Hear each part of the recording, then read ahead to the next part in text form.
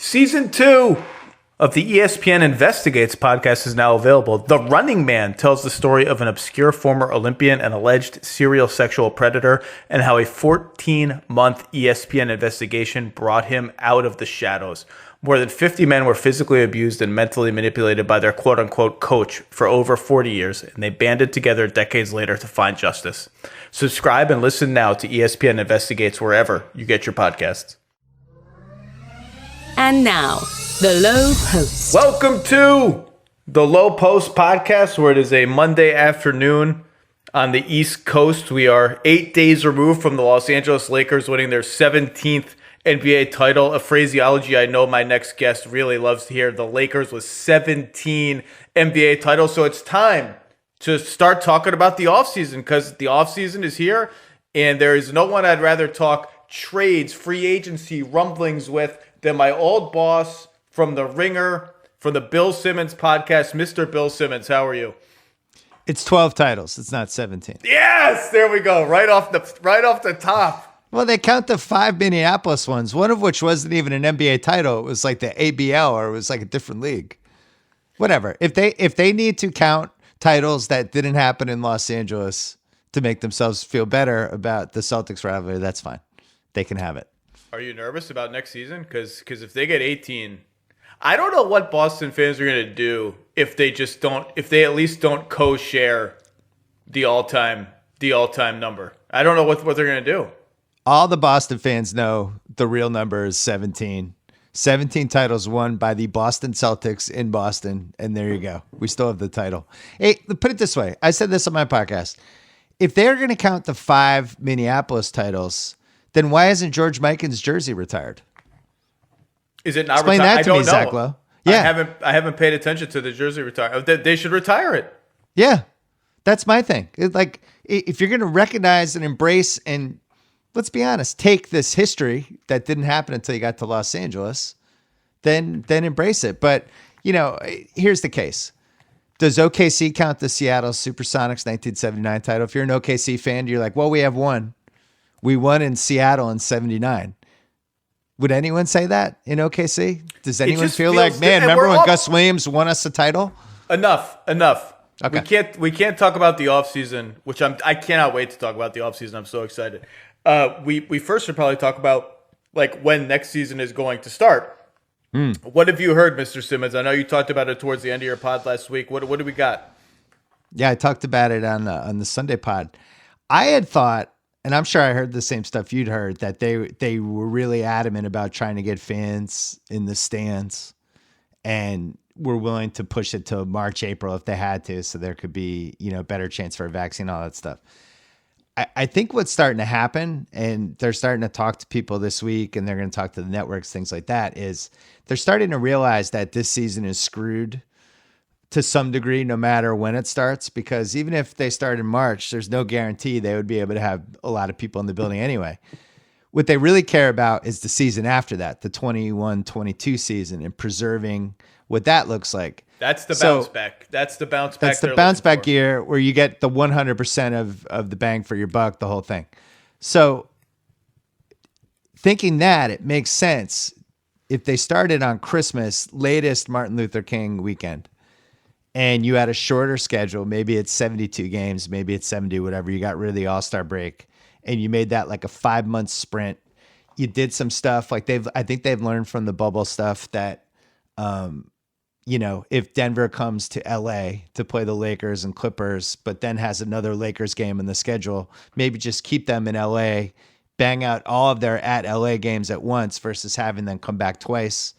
I think they've learned the travel thing was a little bit, maybe they're doing that wrong, and maybe there's ways to fix that. So you go 70, 72 games, no All-Star break. And let's say you start the latest Martin Luther King weekend. That's a 5-month sprint. You're done. End of June. Is that end of May, end of June? If you're really going to do it all in 5 months, it's around that. Yeah. I mean, it's end of June. I mean, if you're doing it really everything in 5 months, that's when you're done. And then 9 or 10 weeks for the playoffs and you're done. They don't want to go against football again. They got trounced with the ratings. I think the election cycle had something to do with it. I think There's a lot of factors that we don't have to go into, but they need to finish in time to start the next season at a normal thing. And maybe that's a shorter schedule. Maybe that starts in mid-November. But here's what we know. When the finals are in June and the offseason is in July, they own that part of the schedule. They own those 2 months. And the closer you get toward August, September, the more you're threatening that. And they need to get back to the balance of that. So I'm going to be really interested in following all the conversations over these next 8 to 10 days when their owners are talking to each other, when they're talking to the networks. How do we handle this 2021 season so that we don't compromise 21-22 at all? Because we need to make 100% of our money in 21-22. Yeah, I was asked last week in a different venue, what's your prediction for the season? When does it start? What does it look like? And I said Martin Luther King Day, because I think waiting till March is the enemy of good situation where you wait so long hoping for fans and you get there and you're like, well, we're still not going to be able to have fans. What did we just blow all this time for? And in terms of fans, I do think they still want fans next season. I don't know if it's going to be, I think in some places it might be 2,000 or whatever capacity you deem safe. In some markets, it still might be no fans. I think they're just going to have to see whether the rapid testing is, see where the virus is. I think they want fans. And so I said Martin Luther King, fans, and exactly what you said about travel. I don't know how they get to 82. Maybe they don't. But I would expect something like if you play X percent of your games now against your own division, that's tripled next season or whatever the case may be, just to get the games in. And you figure the fans out as you go, and then you have a playoffs. And I agree with you. I think they do. It's not even good news. The only news that made me like a little bit happy to coming out of all this is when Adam Silver said before game 1 of the finals, I think we've learned that this idea that we should move from Christmas till August or whatever till September is probably not for us, and we need to get back to the old schedule. And I did a little silent on behalf of everyone who has kids. I did a little fist pump for my summer trips because those were all at grave risk, and now maybe they're at less grave risk.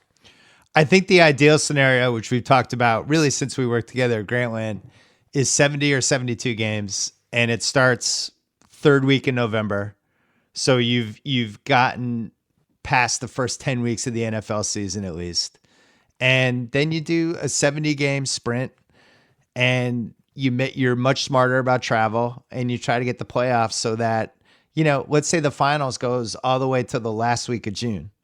And then you have the draft like July 2nd. And then you have your off season all the way through July. You still win all of June and all of July. And those have been the key months for the league. I mean, we've seen it just like at the Ringer with our podcast and website traffic. Like the off season in a lot of ways is as popular as the regular season. Well, you know that I never want to see the numbers for anything. You remember I know. I never want to see the numbers. But one of the things I know is that we could have Game 7 of the finals, LeBron and like Jordan comes out of retirement to play for the other team in Game 7 of the finals.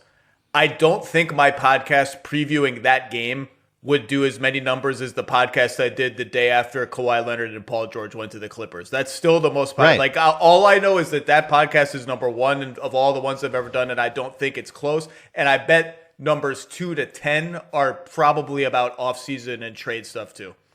Well, and then if you're the NBA, like baseball has declined in kind of a general day-to-day interest every year.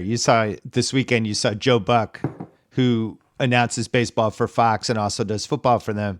They take him off Game 7 of Dodgers Braves. Winner goes to the World Series, and they put him on Week 6 Packers Bucks. Well, Bill, I mean, this is why your small town podunk Boston Red Sox can't afford to pay Mookie Betts' salary. This is going to get dark fast if we talk about that. But I'm not even following it. I just know that I'm supposed to make fun of every Red Sox fan about Mookie Betts. I don't even know. I know he made some catches. That's all I know.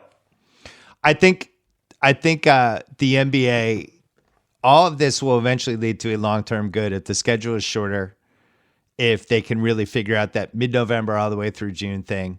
And honestly, like I think pot becomes legal in the next collective bargaining agreement, because that was another lesson we learned from this bubble. They weren't testing for pot. Could that have been one of the factors that quality play was better? Maybe. Recovery? Well, look, if you're gonna have force is strong because the players agree to it. If you're going to have players live in the bubble in Disney World for 3.5 months, got to make some allowances. Got to loosen some rules. And I'll tell you what else should be part of this discussion, Mr. Simmons, is you can take your victory lap because the play-in tournament should be a thing. And I think the NBA, I think it was already trending that way for a couple of years. And I think seeing Phoenix make a run at it, seeing Portland and Memphis, Portland having to win that last game against Brooklyn, and then the Memphis play. Like, I just think the buzz for that, we'll always remember Phoenix in the bubble because of the possibility of a play-in tournament. And I think that to me has always been a no-brainer. It's easy. It requires very little heavy lifting at the end of the regular season. So that's another, to add to this discussion, that's another thing that I think should happen. Well, especially if you're going to shorten the schedule. It allows a team, let's say you lose Damian Lillard for the first 35 games of the year because he had some injury, and now he's back, and now you're fighting to get back in the playoffs anyway. It at least allows you not to have your season completely submarine. And the thing is, like, that Portland-Memphis game was really fun, that play-in game. I really enjoyed it. It felt like a playoff game. I think we learned a lot about a couple of the guys. Like for John Morant, that was an incredibly important game for him as a player. He had a bad first half and kind of figured it out and was a monster in the second half. But I'm all for like that kind of stuff. And you think like ultimately that was a completely meaningless game, right? Portland advances and gets demolished by the Lakers, but it was still fun and it was still a playoff thing. It was something to watch. It got people talking. And I think that 7-10, 8-9 play-in thing where basically you have to beat the higher seed twice is a really cool gimmick. I like it. They've figured out a good way, a good method of doing that while still giving the 7 and 8 seeds. Now, I think even in this scenario, they discovered that there might be a year where the 7th seed should not be in the play-in tournament, that they're too good for the play-in tournament, as Dallas was this year. And so I think you build yourself the flexibility to say, okay, this year it's going to be 8, 9, and 10 or 8 to 11 or whatever it is. Because I do think if you get a scenario where 7 is 8 games better than 8 or something like right. that, I don't think it's fair to shoehorn that team who's way closer to 3rd than they are to 8th into a play-in tournament. Yeah, it should be, depending on how long the schedule is going to be ultimately, it should be an 8-game difference, a 10-game difference, something like that. And if they can get a 10-game lead over the next team, that will also make teams like that, give them more stakes for the end of the season. To me, it's all about stakes for teams in that last third of the season, which perennially sucks, where you have 8 to 10 teams throwing away their seasons. And to your point, they did that on the bottom end with you have to be within 4 games to make a play-in tournament. They did that at the bottom end with the East and with Washington not being able to make a play-in tournament. So they have built that in. All right, enough about that. Let's go to the offseason. Yeah. Because it's been a long time since we haven't had an offseason. And a long time. It's been, 16, 17 months? It's been a long time. 16 months. We haven't had a trade in a long time. Long time since we've had a trade.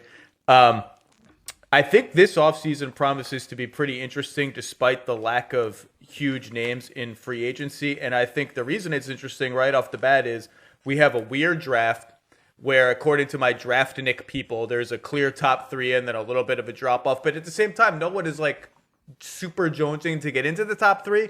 And right. more uniquely than that, we have a team picking number 1 in Minnesota and a team picking number 2 in Golden State that to some degree would be willing to trade down. And that's very unusual that the top 2 teams in the draft would be willing to trade down. And it's triply unusual that one of those 2 teams is trying to win the NBA championship in the upcoming season, and that's Golden State. So I think any discussion of the offseason has to start with Golden State at the number 2 pick. We can talk about, as we go, what kind of intel we've heard on what they're willing to do, what they're not willing to do. But clearly they are going to investigate trading down from number 2. That's been all over the place. So Picasso of the trade machine, Picasso emeritus of the trade machine. I don't know what you are at this point. Emeritus should be built into your title somewhere. Give me your favorite, or we'll start wherever you want, but I would say give me your favorite Golden State trades, the second pick trade. Well, one thing with this draft, which I love, normally the playoffs start, the finals end, and the draft's like 4 days later. Boom. And you just kind of have to, on the fly, get ready for it. This time, these teams have been preparing for the draft since like March. They're legitimately bored. They're actually bored. The front office people are like, I just don't. There's nothing else I can do. Like, how many more times can you look at Killian Hayes' game against Lithuania in the under-18 Classic? So you have, on the one hand, they're almost overwatching and over-evaluating all of these guys. But on the other hand, they can't interview them. They can't see them in person. They can't get like that person-to-person interaction that I think is really important for a lot of teams. So I think we could see some of the craziest picks, and for like somebody like Kevin O'Connor's mock draft versus where the guys will actually go. I think there's going to be more variance than ever. Not to mention it's like 2013, which nobody knows who the top pick is. Everybody has different guys in the top three. So then you have Golden State, who has really the only time I can think of a comparison to this was Miami in the Michael Beasley draft. When they were 2 years away from winning a title, they had traded Shaq, but they still had Dwayne Wade, and they still had the foundation of a potential championship team if they nailed the pick, right? So you have that draft, and they don't know what to do with two. They take Beasley, which they shouldn't have. That was a draft that had Westbrook and Kevin Love in it, I think. But just to have a team that can add a top three pick to a team that I think everybody feels like at least has to be considered a contender. Well, it's when you really go back and look, like the Lakers had a chance like this in the 80s, the Celtics had a chance like this in the 80s. It's a really rare, precious thing to pick this high when you're still good. And that's why I've always thought it's not a no-brainer for me that they should trade the pick, because if you love a guy that's going to be there, you give yourself a chance to get the bridge player to the next era, which you almost never get in this kind of way when you're toward the top of the league. And they've got that chance now. Now, whether they like anybody at number two enough to do that or whatever, I don't know. But it is. Well, I think what's weird for them, the superstar guys are the guys who people feel like the ceiling is potential superstar. Now, whether that'll happen, who the hell knows? But I think Edwards, the guard, and LaMelo Ball are the two that are like the ceiling guys. Those are two guys that make no sense at all for Golden State, like literally zero. So then you look at James Wiseman, who was going to be the number one pick heading into the draft, had this weird college career where he played like one game.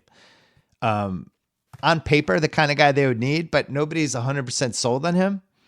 So I'm with you. It actually makes more sense for them to either trade back or make a big trade with the pick. And I think we've both come up with some fake ones. Well, the simplest one is involving Wiseman, because you have a team sitting at third that really would like a center, and that's Charlotte. And so the easiest move up trade to make, or the one that is like requires the least mental gymnastics, is Charlotte giving you number 3 plus something to move up to number 2 or number 1, similar to the Boston Philly trade with Tatum and Fultz, because I think Charlotte would love a shot at Wiseman, and it just makes sense. You look at their roster.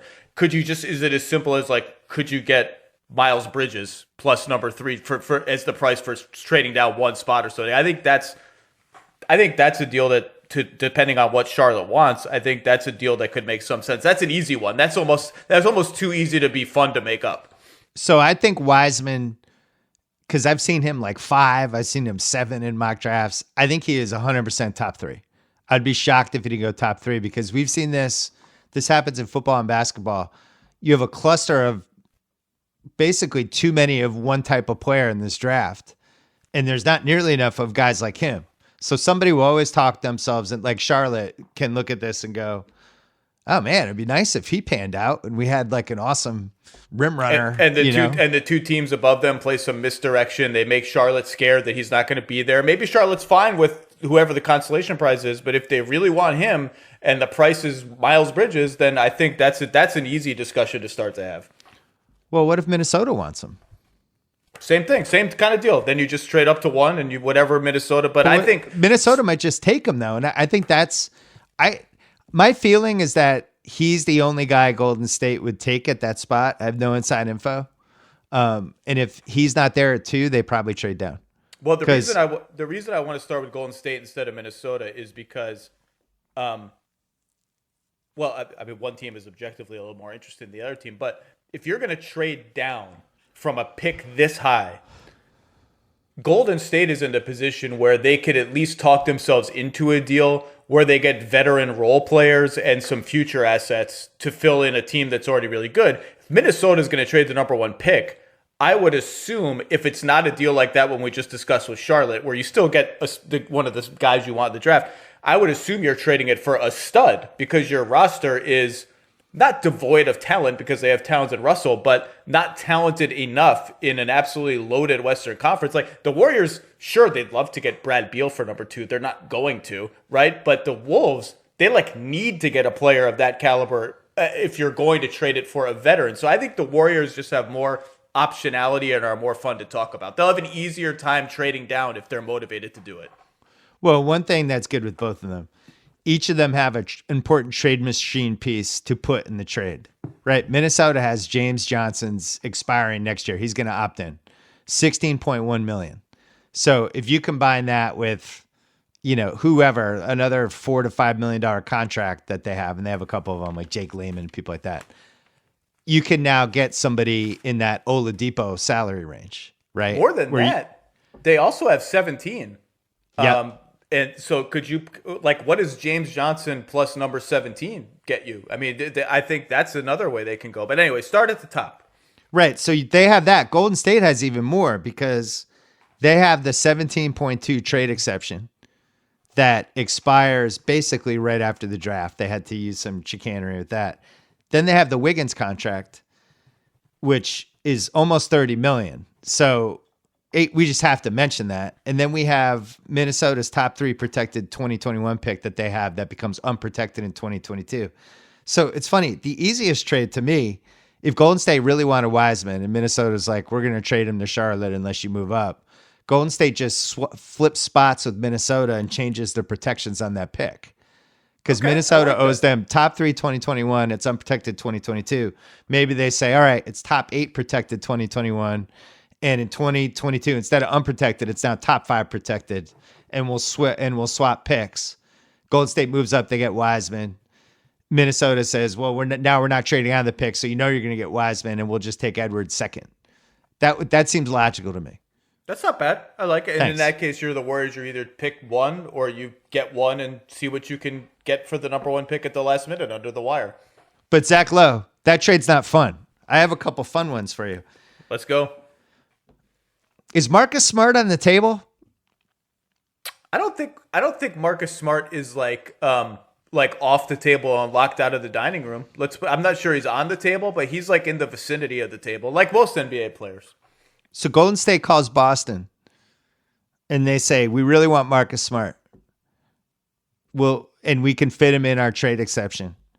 We'll offer number 2 for Marcus Smart in the 14. What does Boston do? I'm on the record as saying they can never trade Marcus Smart. I love Marcus Smart. But I do think if you're the Boston Celtics, this is a chance now to get a potential multi-time All-Star player to team with Jalen and Tatum. I think Boston should probably do that. My guess is Golden State would view that as selling low on number 2. But here's the thing. People really like this draft from 8 to 17. And I know the Celtics do. But if you're Golden State, you could argue that's where you find the Bam Adebayo. That's where you find the Tyler Hero. That's where you find the Donovan Mitchell. Now we're in that range of the 14th pick. We've been studying this draft for 6 months. We add Marcus. Now we have a crunch time guy. Now we go crunch time with Draymond, Marcus, Curry, Thompson, and Wiggins. Defensively, I can switch on everything. You do have to be a little careful about if you're keeping Wiggins and you have Draymond Green. The other guys have to be able to shoot. And Marcus Smart can now shoot, but can he shoot? Can he capital S shoot? No, he can't. He's in terms of is he scaring people when he shoots threes? No, they're leaving him alone. Sometimes he's scaring the Celtics, frankly, when he shoots threes. Some of the threes he takes. But that's the right deal model. Number 2, for a player who can help me win now, who's not old, plus a future asset, that's pretty good. Number 14. If I was Boston, I would say no.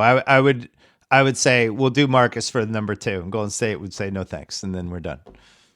Fair. The sense that other teams get from the Warriors is that right now, and again, it's misdirection time. It's misinformation time. Okay, so let's like all the piles of salt that you can muster, just remember that, is that they are aiming for the home run with number 2. Like they're not trading number 2. The sense other teams are getting, and again, could be misinformation, is that the Warriors are not trading number 2 for, what's Marcus Smart, a 5th starter on a championship team? A 4th starter on a championship team? Yeah, but he's somebody that in the basketball that we just watched can be out there in big games. I get it. I'm not saying I'm not saying your deal's a bad deal. I'm saying the sense that other teams are getting from the Warriors is that that's not good enough for number 2. That they're treating number 2 as if, like, people, when you hear number 2, people still think, well, Kevin Durant was number 2. John Morant was number 2. Look at all these guys you can get at number 2. This draft may not be like that, but that's a mistake. Still hear number 2, and they have these highfalutin. Is that how I say that word? Highfalutin visions in their head. I'll give you another. Can I give you a deal that's like that? Yeah, let's go back and forth. Yeah. Here's a deal that I liked that my initial intel was that the Warriors would not like. Okay. Number 2 to Sacramento for number 12, Nemanja Bjelica, Rashawn Holmes, and like a top 5 protected future Kings pick. Oh, you always want those for the Kings. Maybe I was going to say a Kings, except when the Celtics had it, then it didn't work out. So I get number 12, so a pick in that range you're talking about. I get a future pick of varying quality. Bjelica and Holmes, they're not household names. They may not even be like neighborhood names, but they're like good players who can help me try to win the championship next year. I thought that was a pretty decent, fair deal, like that at least both teams would have to think about. I think, again, that might be selling number 2 too low to the Warriors. What do you think of that? I thought that was pretty good. I had almost the same trade. I had one wrinkle, though. I had Wiggins at number 2 for Buddy Hield, Holmes, and number 12. The Wiggins piece is really hard for me because it's still a negative contract. It's not like we talk about these Wiggins deals like these teams that are getting him are talking themselves into Wiggins, like he's young, he's this. It's still, I think, a negative value contract. Can you think of a better team for him than Sacramento, though? Just for being Wiggins? A tantalizing potential, but ultimately disappointing perennial all-star on a team filled with guys like that for the last 20 years? I don't know if he's been on the Warriors long enough to have the Warriors sheen that Vivek Ranadive really wants in like a former Warrior that the Kings. He's not enough of it. He doesn't have the Warriors sheen quite yet. Like Harrison Barnes was swimming in the Warriors sheen. True. You're only trading up to 2 if you feel like Anthony Edwards or LaMelo is actually going to be a legitimate star. And I don't know if Sacramento feels that way. This is my favorite dumb trade I've made up in at least 2 years. Andrew Wiggins in the number 2 with Poole to make the contracts work to Detroit for Blake Griffin and number 7. I didn't even make a Detroit fake trade with number 7. So Detroit moves up 5 spots. They get out of Griffin because, he's had 8 surgeries. But if you're Golden State, and I actually Googled Griffin to see how his knee progress was going. Apparently he's feeling great. His knees feels as good as it's been in some time. And his contract's up a year sooner than Wiggins. It's just more expensive. And that's kind of like the home run trade. Plus you're only moving down 5 spots. So you're still getting somebody you really like at 7. You're just not getting one of the top 3 dudes. But the Blake Griffin rolling the dice on, can you get 2 healthy years out of Blake? And if you do, what do you look like defensively and from a ball movement standpoint if you throw him into the mix now? But then again, you're going all in on, well, you've gotten rid of Wiggins in that deal, so I take it back. As you see, you're going all in on closing games with like Draymond, Blake, Clay, Steph, and a wing or something, which is fine. I will say this. Enough people have asked me what I've heard about Blake Griffin and how he's looking. What am I hearing? This and that I think Detroit is going to have a market for him. I don't think it's going to be like strong. Like they're not getting 2 first-round picks or even a first-round pick unless they take back something onerous too. But I've had enough teams ask me about Blake Griffin that I think there's still interest in what he can do to help you win. How old do you think he is? I'm gonna, without checking basketball reference, I'm gonna say 31. He's 31. Hey! So that was good. So 2018-19 season, he was 24.5 points a game. All NBA. 7.5 rebounds, 5.5 assists, 46% field goal, 36% 3-point, 7 attempts. And his free throw attempts were 7.3, which I always look at. That's the real way you know if somebody like him has fallen off, if the free throw attempts just crater. But he was really good, and he hurt his knee. And then last year he was hurt. So the question is, did he hurt his knee to the point that he can't come back?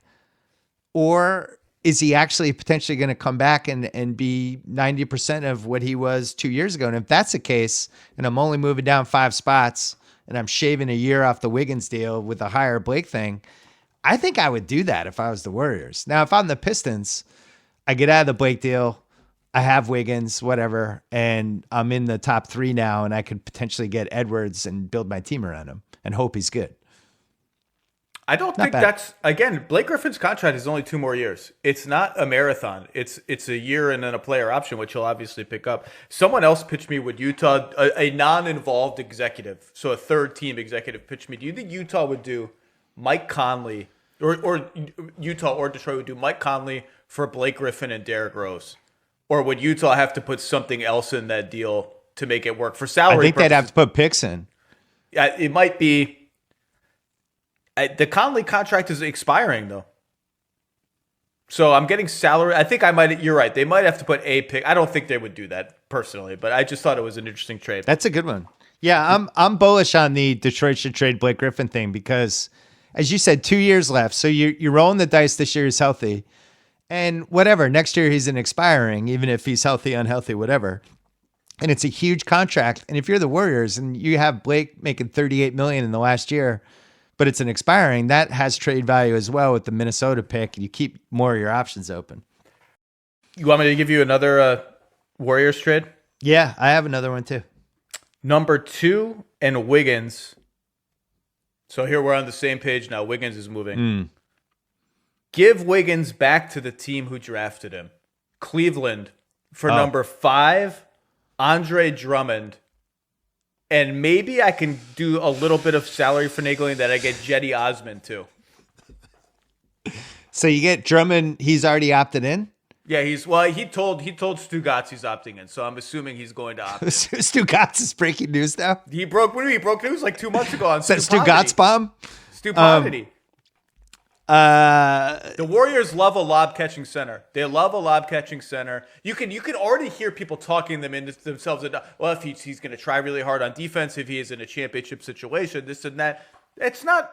I don't love it for either team, but that's usually a good sign. Well, you talked about it in your pod last week. I talked about it with Brazil on my pod last week, same time.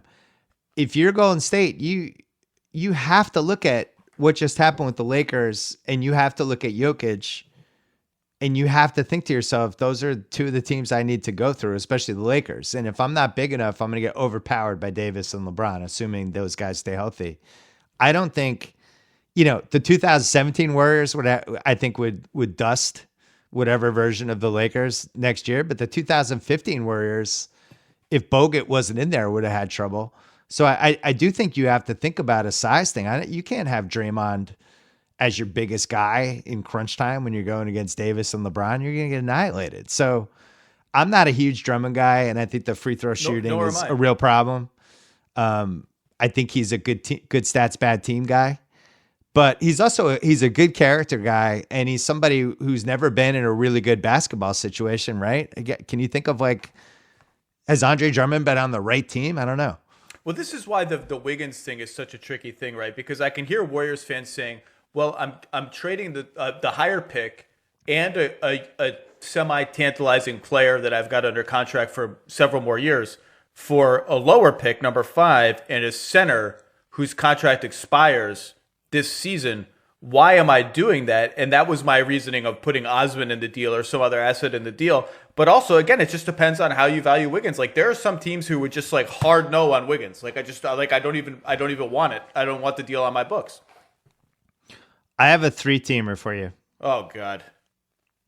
At least it's not a 4-teamer. The 4-teamers are the ones that hurt my brain. I'm still trying to wrap my head around the Robert Covington trade exactly, like all the pieces. That I always have to refresh my memory on that one. This one's easy to understand. Brooklyn gets Victor Oladipo. Oh my God. Indiana gets the 2nd pick in the draft. Golden State gets Jared Allen, Spencer Dinwiddie, and number 19. So I've traded number 2 for Spencer Dinwiddie, Jared Allen, and the 19th pick. Yeah. I bet the Warriors don't do that. It doesn't feel like quite enough. If Karis LeVert was in the Spencer Dinwiddie spot in that trade, is that changing? See, and that's the thing that why don't we just talk about? Why don't we just have the Nets discussion now? Because the Nets are going to go. I don't know what exactly the Nets are going to do, but the Nets, I think it's no secret that they would like to sort of consolidate some of their assets to try to get a 3rd star, and we all know who the most obvious 3rd star is, and that's Bradley Beal. I don't think the Wizards are trading Bradley Beal right now. I'm not even sure the Wizards would love the Nets Godfather offer, which is LeVert plus Allen plus picks up the wazoo. Maybe they would, maybe they wouldn't. It's not enough. But I can see the Nets getting into several situations where they try to get piece X, maybe Drew Holiday, for instance, without including Karis LeVert, and the other team says, "No, actually, we want LeVert," and the Nets say, "Well, we think LeVert is a potential All-Star. We're saving him for like a Bradley Beal level trade." And apologies to Drew Holiday, this is the Nets talking. You don't raise to the level of Bradley Beal. I could see the Nets hitting that traffic jam over and over and over with every player who's not Bradley Beal, basically. So you think Jared Allen, LeVert, and number 19 is too much for Victor Oladipo? Because I would say it is. Oh, absolutely. We can talk about Oladipo now too. Like, I don't even know how you trade for Victor Oladipo right now. That's not to say I wouldn't think about trading for him. I don't know how you value him after what we've seen last year of his injury. Contract. Yeah, and coming off the injury. Yeah, and he's coming up for a new deal. I just don't know how I'm supposed to think about him, and I'm certainly not giving up my best trade assets to get him right now, given that he was already not playing at the same All NBA level before he had what is a very traumatic injury. And then last year, I think, in fairness to Victor, you just have to throw in the dustbin of history because he had just come back, then the season stopped, and he's off for 4 months, then he tries to come back again. Like, I'm not sure how much you can read into that, but I'm not backing up the Brinks truck for Victor Oladipo. So Jared Allen, Spencer Dinwiddie in 19 actually is kind of fair value for whatever Oladipo is as an asset right now, with the year left in his deal when we haven't seen him play at a really high level for 2 years.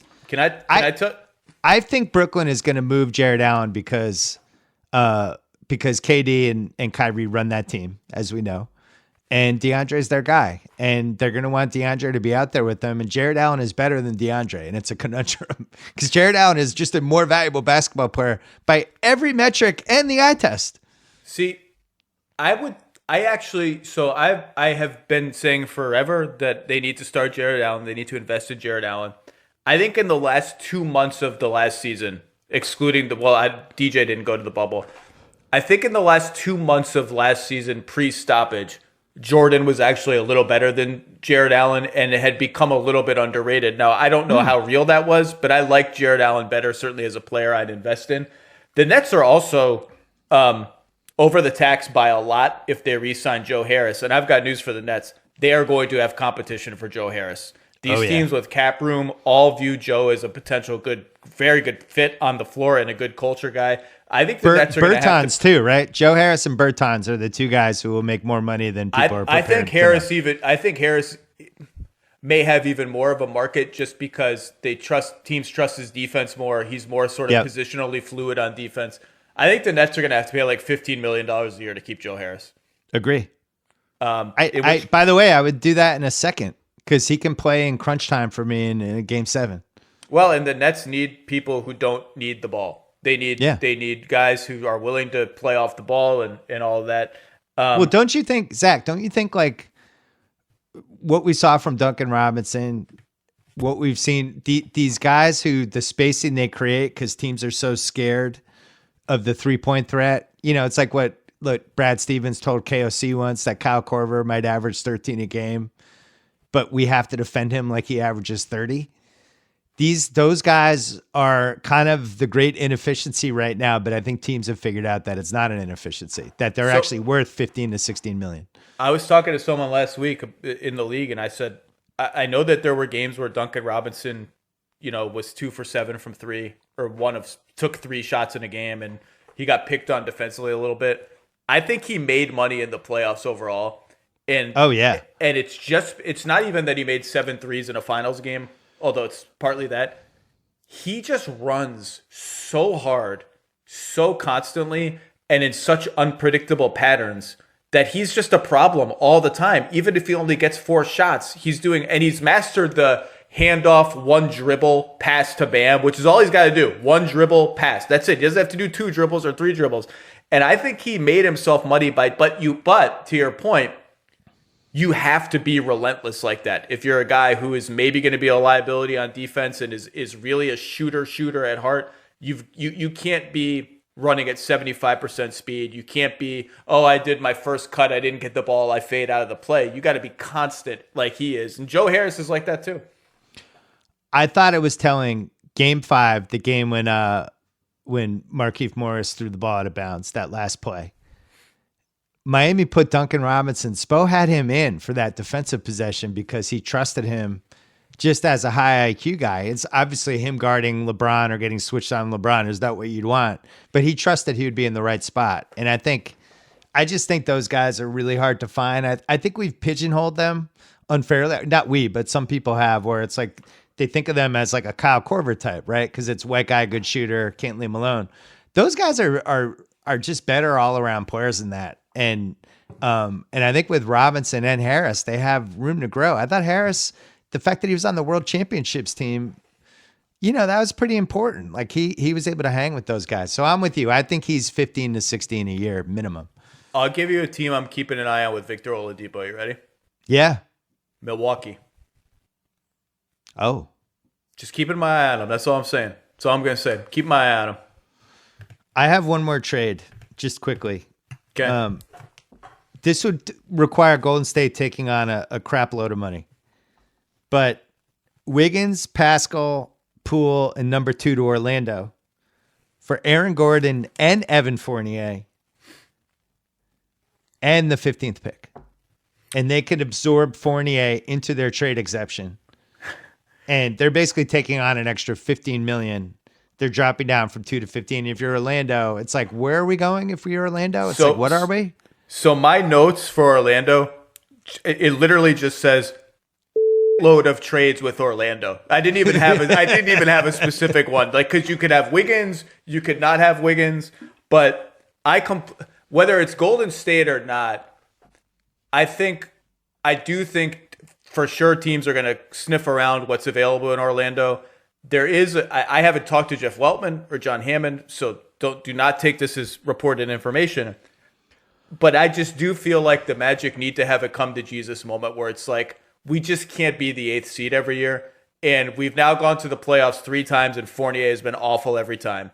Aaron Gordon, I think the problem though is that I think they're selling low on Fournier, who has a player option anyway for next season, assuming he opts in, and is selling low on Gordon. I've talked to a few teams in the last 2 days who a year ago were really high on Gordon and are now less high on Gordon. But I do agree that Orlando has some interesting pieces, and I would throw Vucevic in there too. Like, I think teams will call about him as a shooting 5. So you could make any number of Warriors deals centered on 2 and 15 with Orlando's 15th pick.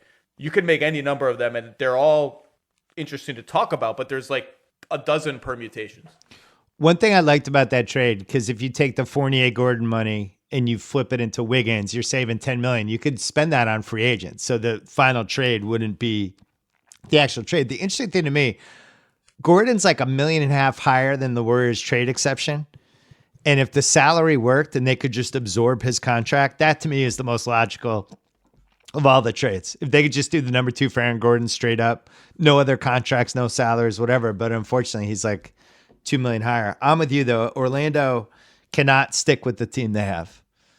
Then it's like Isaac, he's out next year, I would assume. The Mo Bamba thing, like if they offered Mo Bamba to the Celtics for the number 14 pick, I think the Celtics would say no.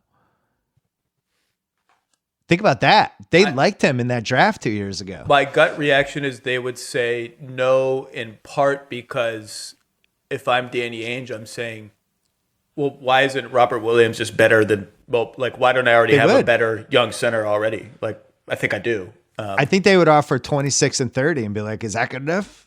I mean, Mo Bamba was like the 6th pick, but I don't think we've seen anything that makes me You said you would do number 2 straight up for Aaron Gordon if you were the Warriors?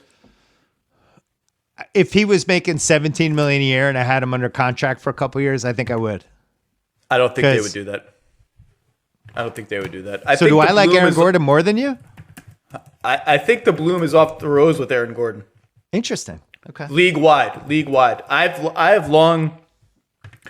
I'm like 4 years into begging Aaron Gordon to figure out who he is as a player unsuccessfully, because I do think I do think the optimized version of Aaron Gordon, which is please watch all the Draymond Green film and try to be your version of this guy, is a player that can be on the floor in Game 7 of the NBA Finals and help you win. But we just haven't seen that. We haven't seen that guy. Yeah, he's playing with Vucevic.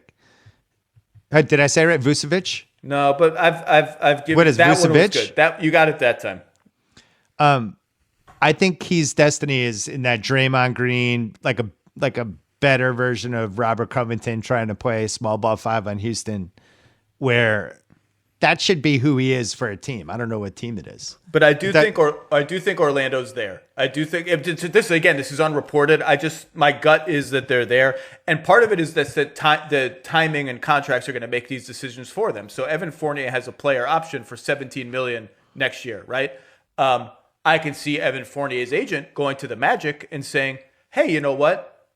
I'd love an extension. How about we opt in and put a 3-year, $60 million thing on top of it?" To which I'm saying, no, thank you. No, thanks. Thanks anyway. Go ahead and opt in if you want, or opt out if you think you have a better deal than $17 million, whatever. And so time is making these decisions for them on Fournier. Gordon actually only has 2 years left on a deal that is declining in salary, which is interesting. Our favorite out of all the ones we mentioned, just from a fun standpoint, would be if the Warriors, some sort of trade with Detroit where they end up with Blake Griffin. That's crazy time. That's fun, crazy time. I have a couple more. Can I give you a couple more? Yeah, go. Number 2 to the Spurs for number 11, Rudy Gay and Keldon Johnson. And maybe I got to get something else too.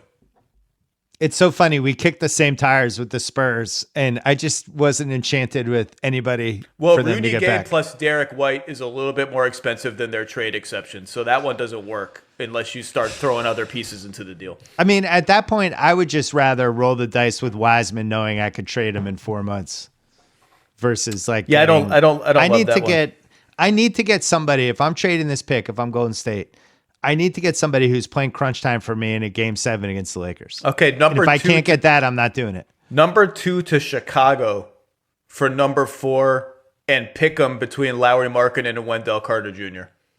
So I looked at, I think that's too much for Chicago. I don't think the Bulls are. I don't think the Bulls are paying that. When I stumbled upon that and started surveying people around the league, my talking it through with them was that's a lot to pay to move up 2 spots unless you just love somebody, in which case, but I don't think Chicago loves somebody. I think actually I've had a lot of teams tell me I'd love to be in Chicago's spot because I get my pick of whoever I want below those top 3. And if someone falls to me because someone does something crazy, then great.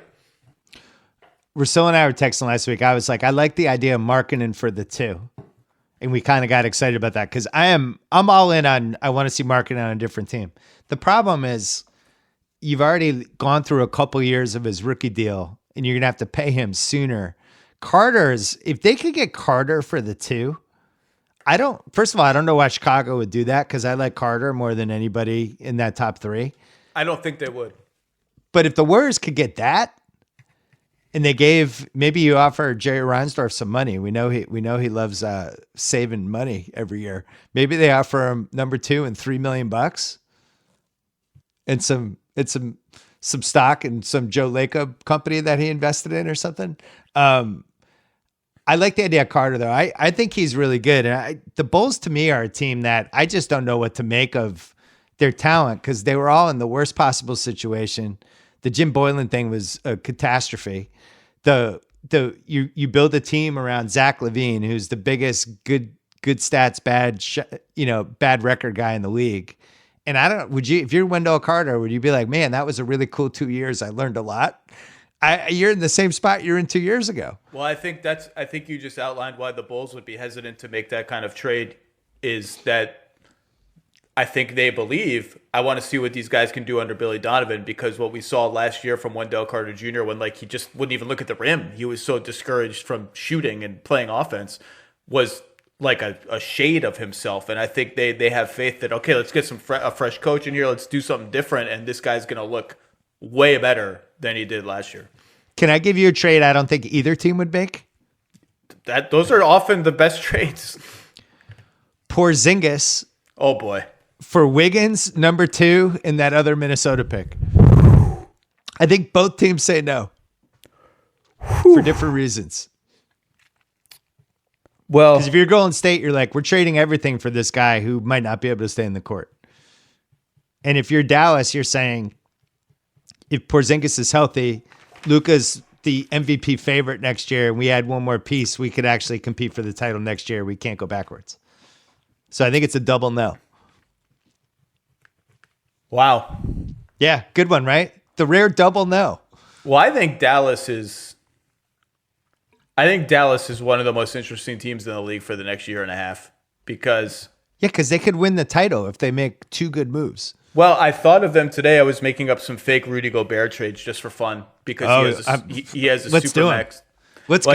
He has a supermax, eligibility coming up that we'll see what happens. But to me, Dallas is.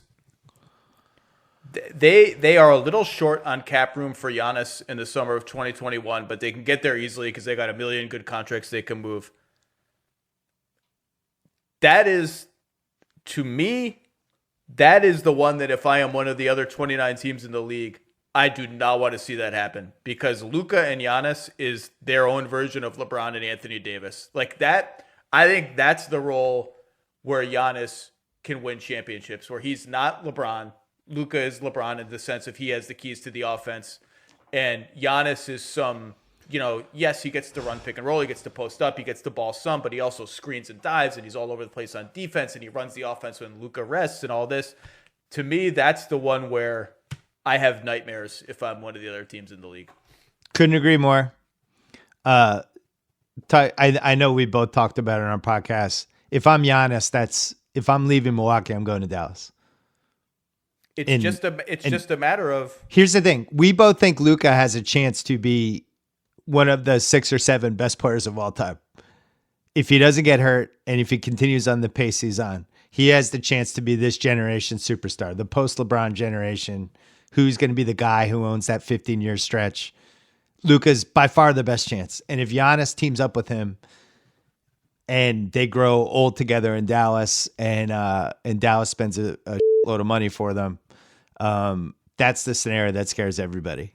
And I'm not even sure I need Porzingis in that scenario to be my starting 5 or whatever he's going to be spacing the floor for those guys. I'm not sure that it's not better for me to flip Porzingis into a few different things. Well, if Giannis decided he wanted to go there now, which it sounds like a crappy thing to do, but we've seen how many times have we seen superstars leverage situations? We just saw it with Anthony Davis. He's like, I want to go to the Lakers. He had 2 years left on his deal. Guess what? Ended up on the Lakers. If Giannis is just like, I've made my decision, I'm going to Dallas in a year, we could either facilitate that now or it'll just happen a year from now. Then there's some sort of Porzingis Giannis thing. But yeah, I mean, look, all the intel I've gotten for years now is Giannis is not going to do that with Dallas or any other team. I don't think he will either. And the Bucks, as a result, are going to take it to the end as the Thunder did with Durant. And without, if he doesn't sign the Supermax, so you just live in this world all year. If he doesn't sign the Supermax and he doesn't say I'm leaving, then the Bucks are not trading him. And they're going to try to win the championship and convince him to stay. Or get to the finals and convince him to stay. Get to the finals and make a trade that somehow convince him to stay. I think they take it to the end, and that only changes if Giannis tells them now, I want to go to this place, or I'm not re-signing, which I don't think will happen. Nor do I think, I'd be interested to hear your thoughts on this. Right, and again, nobody knows these things for a fact. I can't say that I know what's going to happen, but if you force me to bet, I don't think he's signing the Supermax this offseason. I would say the odds are like 5-1. It's a bad move. You have it's rarely a bad move to lock in like $250. He's getting it anyway. We saw Durant sign a max contract when he had a torn Achilles. You're getting the contract either way, unless something really, really tragic happened to you. It's going to happen. Milwaukee, I think, is in a really dangerous position. We don't have to make up Milwaukee trades, but it's very similar to the Cavs heading into that 2009-2010 season, when they're just taking money and bad contracts and mortgaging everything to try to make LeBron happy to try to win a title. And you go back and you look at the trades they made those last couple of years, and they were really bad. They were really bad transactions that screwed them completely when he left. I don't think Milwaukee wants to do that, but I do think I'd be shocked if Eric Bledsoe was on that team next year. I would be very surprised if they didn't do something big-ish, medium-sized, whatever you consider that kind of trade, Bledsoe and some other stuff for X. I would be very surprised if they didn't do something like that. Chris Paul would be the disaster trade for them, because now you're all in, and if Giannis leaves in a year, now you have Chris Paul for 2 more years after that. And I think only 1 more year, right? Doesn't he only have 2 years left on his deal? No, you're right. I think you might be right. Let me check. He's got the player option for the third right. year, which means he could just lock it in. I have one Minnesota trade for you that I thought was fun. Okay, shoot. Johnson and Layman, just to make the contracts work, to Utah with the number 1 pick for Rudy Gobert in 23. First of all, CP only has this year and next year left on his deal. So just FYI. So number 1, and give me the trade again. Number 1 in the Johnson Layman contracts to Utah for Rudy Gobert in 23. I don't think either team is doing that. You don't think Minnesota's doing that? I think if I'm Minnesota, I say Towns is a center. Full stop. I don't want to pair him with Rudy Gobert. And Utah, I get the number 1 pick. That's a big deal. And with Donovan Mitchell, and I'm in a conference that I have no chance of actually winning for the next 2 years. And I get to reorient around Donovan's timeline. Yeah. Look, the Gobert thing. I think they're trading him. He's eligible. I don't know what they're going to do, because he's eligible for a Supermax. I don't think that he's going to get that, and I think Utah would be very worried about giving him that kind of contract. I don't see that happening. I had trouble, honestly, unless so your trade presumes the Jazz just don't really care about next season. My trade presumes the Jazz are like, we've hit a wall. That we cannot win the title with this team. We have no way of making this team better. Your trade has no answer to the question, and I'm not saying that makes it a bad trade. I'm just saying it has no answer to the question is, who is the starting center for the Utah Jazz next season? You've decided, I don't care. This trade is too good. I'm making it. I'd take James Wiseman. Okay, that's my starting center then. There you go. Yeah. I'm hoping he's good. That's why I did not think of this Gobert trade. I did not think of Gobert for number 1. Because that's the problem I kept having with my fake Gobert trades is it's leaving the Utah Jazz, a team that, yes, has Donovan Mitchell, but also has some older guys that we just spent a lot of money on, Joe Ingles and Bogdanovic. It's leaving them without a starting center. I kept running into this roadblock of who's my starting center next year, because I thought of some okay Gobert trades, because I just think it's a big question hanging over the offseason. And Utah is one of those teams where it's like, we need to make another move to get into the conversation, or we're just where we're at. One other trade I had with this one was actually the most logical one. It's Minnesota and Charlotte swapping picks. James Johnson goes to Charlotte. Rozier comes back to Minnesota. He's got 2 years left. He actually had like kind of a quietly good year, statistically at least last year. You can play him with D'Angelo. Well. He can guard the other team's best guard. You only have him for 2 years. You end up with whoever you want to end up with anyway at number 3. And then if you're Charlotte, you get your guy if that's your guy. I do think Rozier is an under-the-radar sneaky trade piece this summer. If they could find the right deal, I think that's a. If you like Terry Rozier, there are a bunch of guys that's like, if you like them, it's worth some phone calls. Like if you like, I know a lot of teams are going to call the Spurs about Derek White, for instance, because there's this sense that, there's limited interest, I think, at DeMar DeRozan and LaMarcus Aldridge. And then there's the sense that the Spurs have all these young guards and wings, and they're going to eventually trade one of them. And maybe I'll call about Derek White and see if I can get him. Rozier is sort of like that, more expensive, obviously. I didn't find a Gobert trade that I liked. I really didn't. What do the Warriors say if Utah calls them and says, we'll give you Gobert for Wiggins and 2? I think they hang up. I don't know. That's a good one. Because Golden State still has to reconcile with this whole how do we beat the Lakers thing next year. My favorite, I mean, the obvious Gobert one is Brooklyn.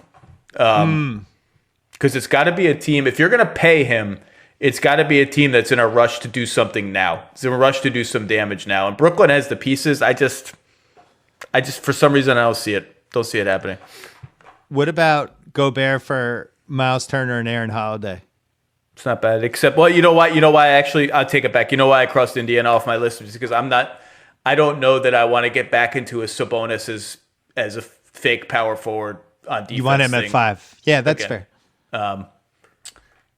Dallas I thought about, but ultimately I'm saving my ammo for other stuff if I'm Dallas. The one that I really like and I think has a chance to have an interesting offseason is I tried to build some deals around sending Harrison Barnes and a lot of other stuff to Utah for Gobert. Because Sacramento is going to try to make the playoffs next year, and they have a huge hole at center unless they want to play. I mean, Holmes is all right, but so I shouldn't say huge hole, but maybe they want to play Bagley at 5 a little bit, which I think is something they should investigate. But I thought that was a little interesting. I couldn't find a good deal. Buddy Hield can't be in that deal. Because his contract kicks in where it's like $24 million a year after the draft. He could. Lots of Buddy Hield trade buzz, as you know.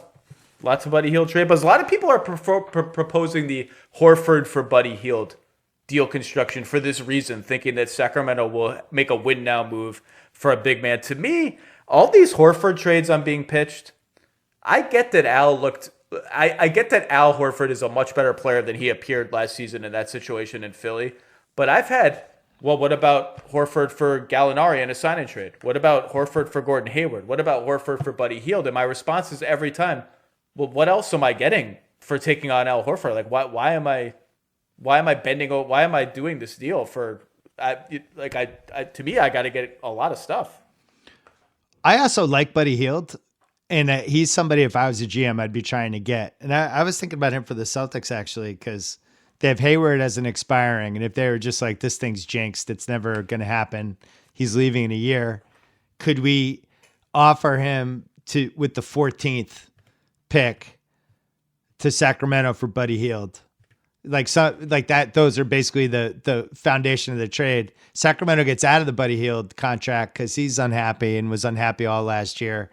They get another asset. The Celtics get something for this Hayward thing where he's just going to leave in a year, and another shooter, and that's something.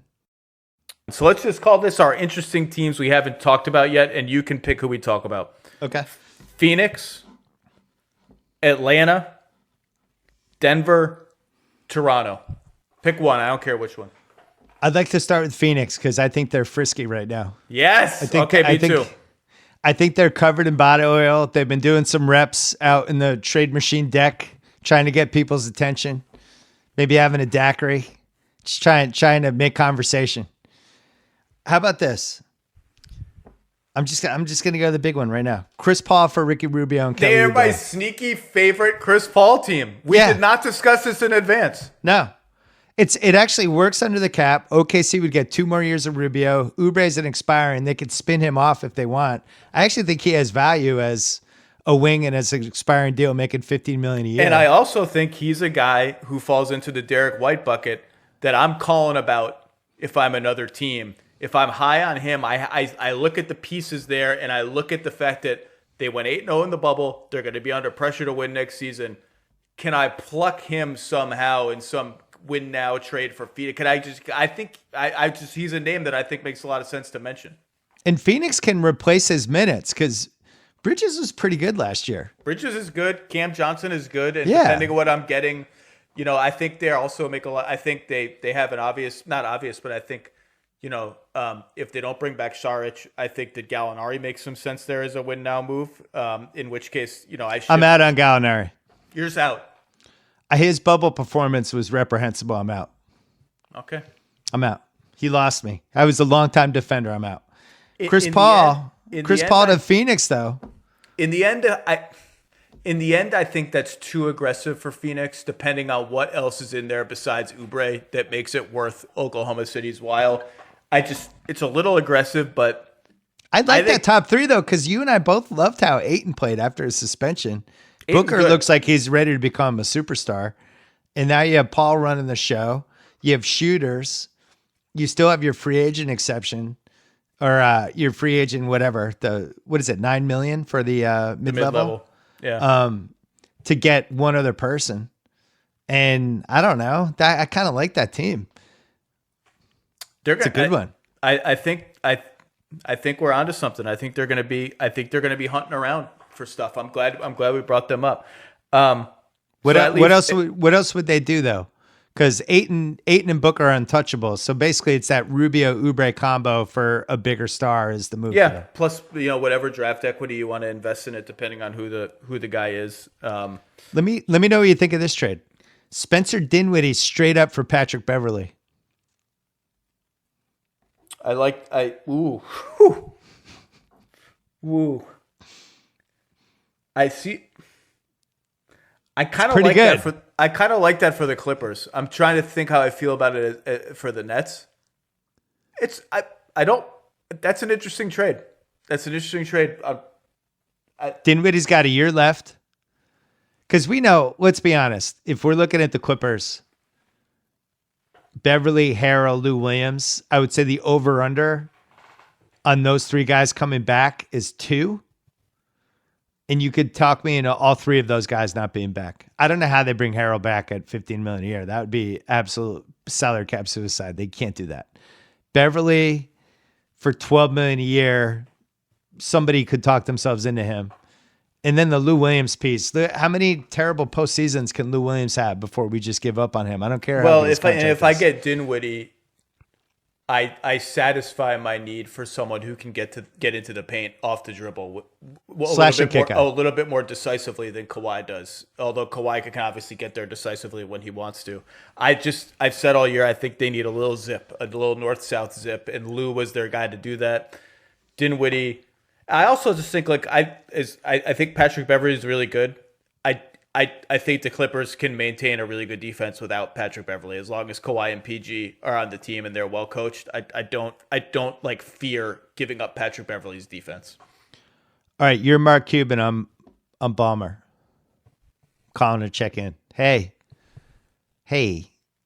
just between us, never to be repeated. You wouldn't trade Porzingis for Paul George, right? What do you say? Well, I'm Mark Cuban in this scenario. You're Mark Cuban. Ballmer's called you out of the blue. He's kind of feeling you out for Porzingis for Paul George straight up. I love Paul George. I love Pandemic P. Way Off P. Those nicknames are funny. I'm so nervous about Porzingis' health now that I think that deal is worth looking into for Dallas, and I bet the Clippers wouldn't do it.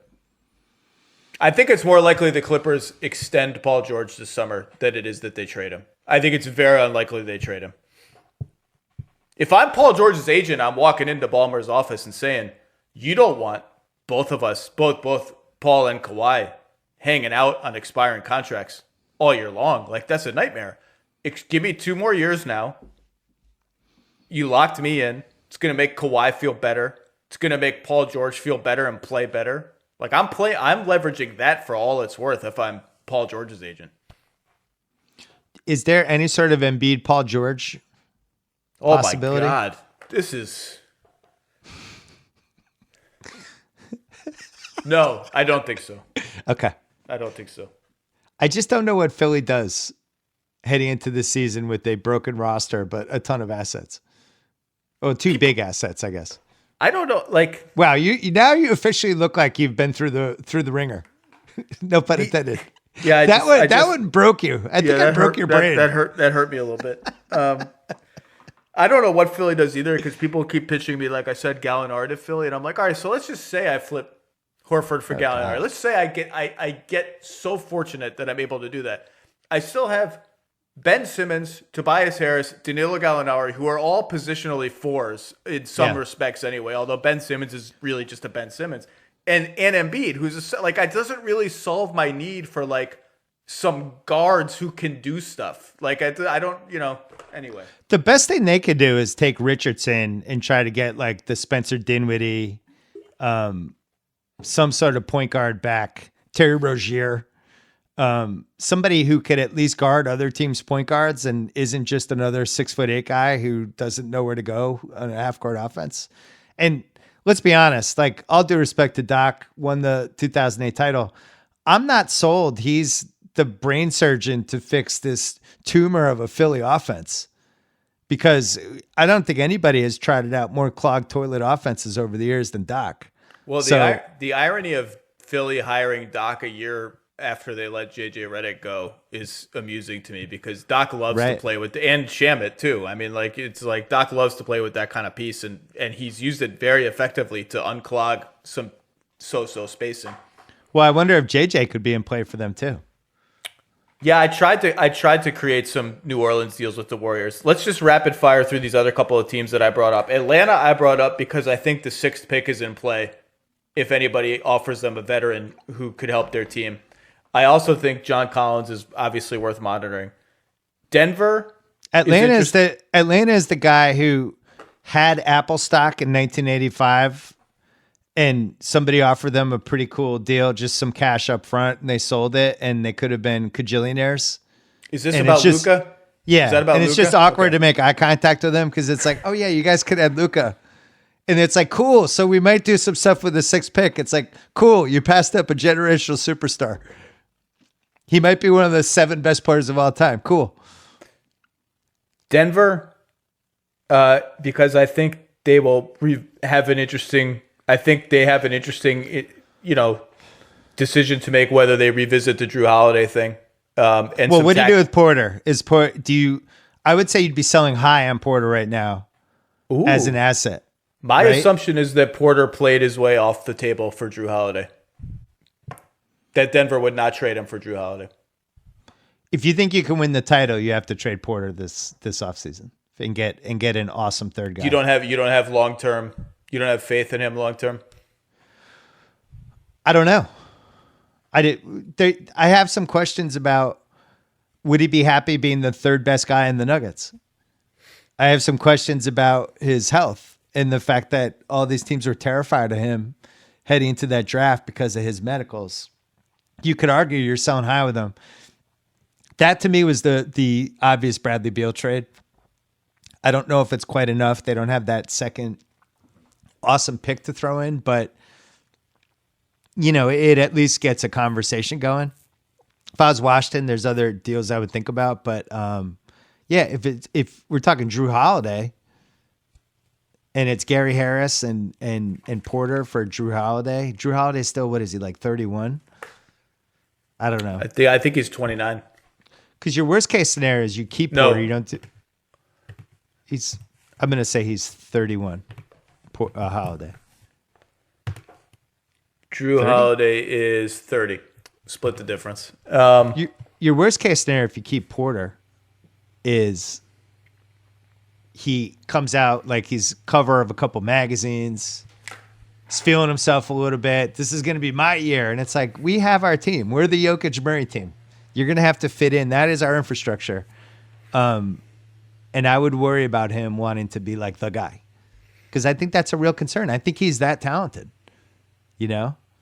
It's an interesting. When he said the stuff about the shots in the playoffs, that was the first time I was like, oh, I wonder if this is going to last. Yeah, I mean that's a fair concern, and it is interesting that Denver has to think about. Yeah, we made the conference finals, but the West is just getting better and better every year. Do we need to upgrade again? And Drew Holiday is a great third banana for their team. He's not going to take shots from Murray and Jokic. He's going to play great defense, and I do think they need to really prioritize. Depending on who goes out in the trade, I think defense has to be like Zach LaVine has been rumored to Denver a lot in the past. I think, and I just think I think offensively he'd be a great fit there. You take the ball out of his hands, you turn him into a roving, cutting menace on the baseline, catch and shoot threes. But defensively, depending on who's there, there's just a lot of holes there. If I'm Denver, I'm looking at the West, and I have a chance to make the finals because I have Jokic and Murray. But my biggest flaw is that I can't defend LeBron, I can't defend Luka, and I can't defend a healthy Kawhi if he's ever healthy again. Well, that's why Jeremy Grant's coming back there for sure. They're gonna. I would be shocked if they don't pay whatever it takes to keep Jeremy Grant. All right, I'm glad you brought this up because I really like Jeremy Grant. I don't think he's that good of a defender. I would not describe him as a lockdown defender. If anything, like I think he's like LeBron just toyed with him. And now, granted, LeBron is one of the two best players of all time, but he had no chance. And I think Luka would toy with him too. And it's like, if you're going to pay him $15 million a year, but he can't lock people down or at least really make them work for their points, then why am I paying him $15 million a year? I didn't see it in the playoffs from him. He's just decent, and his rebounding numbers are like legitimately alarming. Like his rebounding numbers are really, really bad, and I do think they're onto something there. I just, given his ability to play the four and Millsap kind of aging out of starter, although he was huge for them in a couple of games against the Clippers, I think they'll bring back Jeremy Grant. Although again, I do think some of these teams with cap room, depending on what happens with some of their other players, will have big interest in Jeremy Grant. He's a hot name right now. You know who's the most intriguing random free agent to me? Because it's not, let's be honest, not a great free agent class, right? It's a lot of guys are going to opt in, and we don't have signature dudes. I'm really interested to see where Ibaka goes, because that's a guy who's made a lot of money. Now, granted, you could always use more money, but he's made a lot of money. He's been in good situations. He got to win a title already, and is, by all counts, one of the best teammates. A great guy. I know you and I have both spent time with him. He's the kind of guy I could see talking himself into, I'm going to go to Golden State and I'll take a little less and it'll be worth it. A little like where Iguodala was, in the middle part of last decade. But I was so impressed with him in that Toronto Celtics series. And Nick Nurse, who was amazing, I thought the biggest mistake he made in that series was not playing Ibaka more.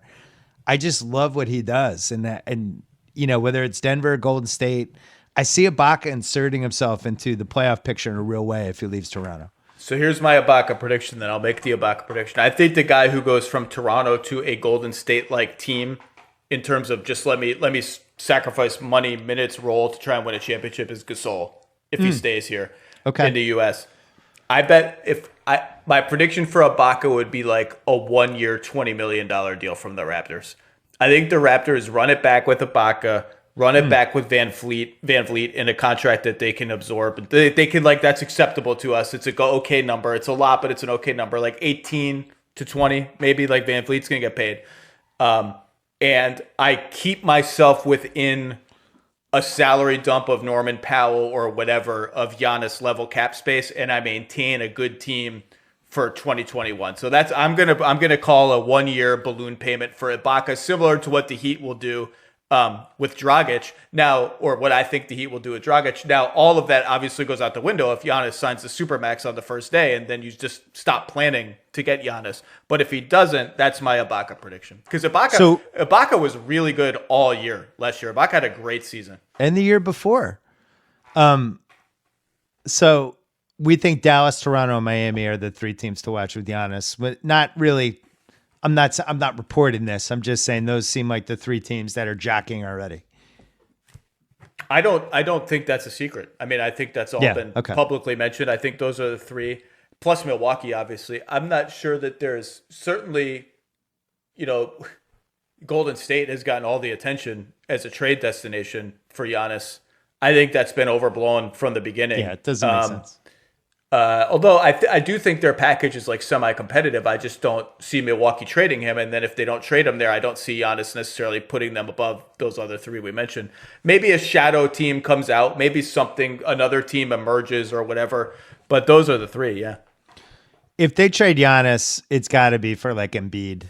You have to get a star back under a longer contract. Otherwise, you got to roll the dice. Hope you win the title and hope he stays. There's really, unfortunately for them, there's no way out. Well, that's the way out. You win the title. We don't think they're going to win the title. It's presently constituted. I don't think they're going to win the title. Although next year has a chance. I mean, we can wrap it up saying this. Next year has a chance. I mean, rarely do we have all these good teams coming back and then poof, as if from thin air, without having to make any moves at all. Two teams emerge as potential deep threats in the playoffs in Golden State and Brooklyn. And, we can argue about Brooklyn. I know it's kind of chic to be down on Brooklyn. I think Brooklyn's going to be really good. Next year is it's loaded top to bottom. I think it has a chance to be a really fun season. This is why I was so bummed out about the Celtics. Now, granted, I've had a lot of good fortune the last 20 years as a sports fan, but I really felt like the window for them, as weird as this sounds, was like, this is probably the best chance they're going to have over the next 3 years to win a title, just for the way the league shook out, because Milwaukee self-destructs, Clippers self-destruct, Brooklyn's not there yet, Golden State's not there yet, and it was just this straight line to like, wow, all right, let's get into a Lakers series, who the hell knows? And then Miami, that series, it's a haunting series, because you look at like that crazy hero 37-point game, those random quarters where like Iguodala's hitting 4 threes and Duncan Robinson with 5 threes. And just, if you really look closely at that game, it was just sitting there, not to mention they blow the first two. I was going to say, really badly. It's the first two. It comes, if you're a Boston fan feeling regret, it's the first two games. And I feel like the Ray team won. I'm not making excuses. Miami was tougher, and when push came to shove, they made all the plays. But man, that was sitting there for the Celtics, Well, look, how many times have you be honest? How much Kemba Walker in the trade machine have you been doing? None. I really like Kemba. Okay. And maybe too much. Hayward is the guy that I think they have to seriously wonder,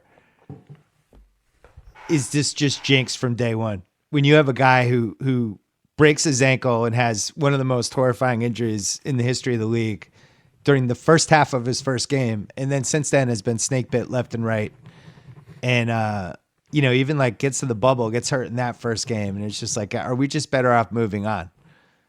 For both sides, is it better for Hayward to move on? He's got all this baggage now with the Celts, and they really got to figure that part out. Well, he's got 1 year left, assuming he opts in, and then can dictate his own future if he wants to. He's an interesting guy this summer. All right, Mr. Simmons, you got to go. Thank you, as always, for your time. People know where to find your podcast, the Bill Simmons Podcast, at theringer.com and Spotify. Who we got this week? You had what's the guy's name? Cooper Raiff? Cooper Raiff, yeah. So I watched that movie. I haven't even listened to your podcast. I watched that movie only because I saw it in the headline of your podcast, and I saw Fennessy tweeting loving words about it, and Fennessy is my go-to movie recommender. He's good. And it's quite good. It was really a nice. It was spouse friendly. It was like a very good little Friday night. My wife also loved it. It's a very good date movie. I'm really happy that during this podcast I finally broke you. And you people can't see the Zoom, but with the Embiid George thing, all the life sank out of your body, and you just started playing with your hair, and you just got upset. You were rattled. I felt it coming. 10 trades. I was rattled. You hit me with you hit me with the left hook to the body that I wasn't expecting, and I just didn't know what to do. I'm so ready for some sort of gigantic Embiid trade. I don't think they'll do it, but it's so much fun because He's a guy that if he got in shape could be one of the 3 best players in the league. So that's what you're trading away is the potential of that. I feel like I'm going to be saying that in 2028. That's like, the problem. I'm going to be like 15 pounds heavier with less hair, and like, I'll be like, well, if he just got in shape, right? You know. But remember, we were saying that about Shaq, and then he got in shape. Prime Shaq was a monster. All right, go do your thing, Mr. Simmons. Thank you very much. Best to your family. Thanks, Zach Lowe. Good to see you. Have fun out in LA. I'll talk to you soon. All right.